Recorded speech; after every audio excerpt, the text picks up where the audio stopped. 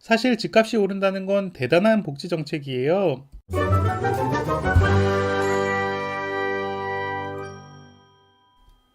안녕하세요. 프레드 아저씨입니다. 오늘은 주택 문제 이야기를 해볼까 해요. 우리가 살면서 지출해야 되는 필수 비용을 의식주로 나누어 분류해 볼 수 있습니다.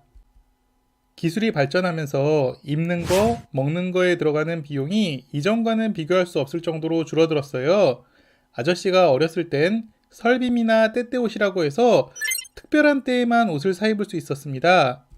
먹는 것도 그러합니다. 사랑방 손님과 어머니라는 소설 기억하시나요?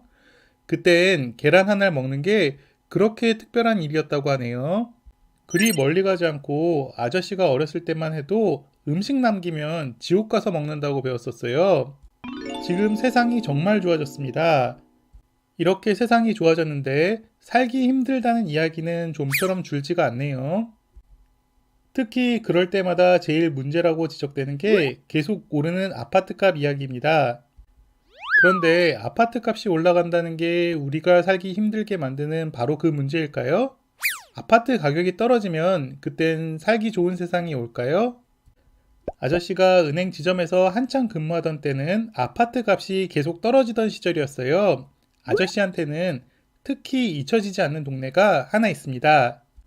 집값이 떨어지면 동네 전체가 우울해집니다. 예전엔 1년 만기 대출이 많아서 매 1년마다 같은 고객들을 다시 만나야 했거든요.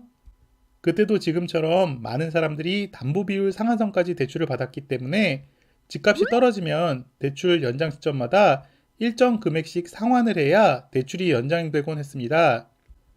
고객 입장에서는 집값은 떨어지는데 은행 이자는 계속 나오고 1년마다 은행에서 돈까지 갚아야 대출을 연장해 준다고 하니 답답할 수밖에 없겠죠. 아저씨 앞에 와서 이런저런 사연을 털어놓고 가시는데 아저씨도 들으면서 같이 우울해지더라고요.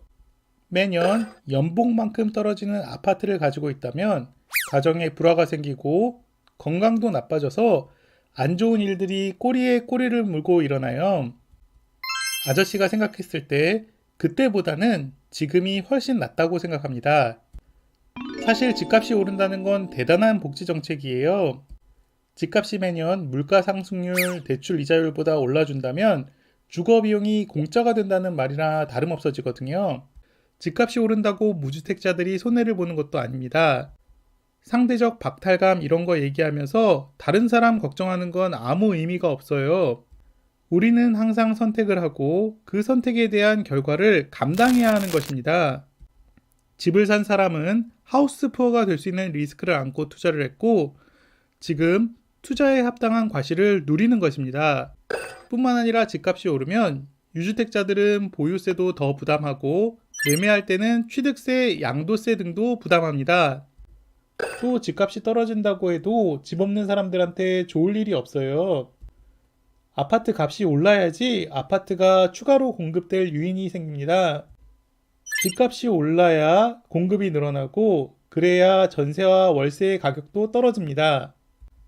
이렇게 집값이 상승하면서 집 없는 사람도 같이 혜택을 보는 것입니다. 지금 3기 신도시가 대규모 분양을 기다리고 있어요. 또 공공주도 3080으로 서울에서도 엄청난 공급이 일어난다고 합니다. 오히려 아저씨는 지금 이만큼씩이나 공급을 늘려도 되나 걱정이에요. 사람들이 계속 집값 얘기를 하니까 정부는 안 해도 될 일까지 해야 하는 겁니다. 2020년을 기점으로 인구의 절대수가 줄어들고 있다고 합니다. 지금 대한민국의 인구 구조와 자산 구조를 고려했을 때 나이 많으신 베이비 부모들이 갑자기 돌아가시면 그 집들 어떻게 될지 도리어 걱정이 됩니다.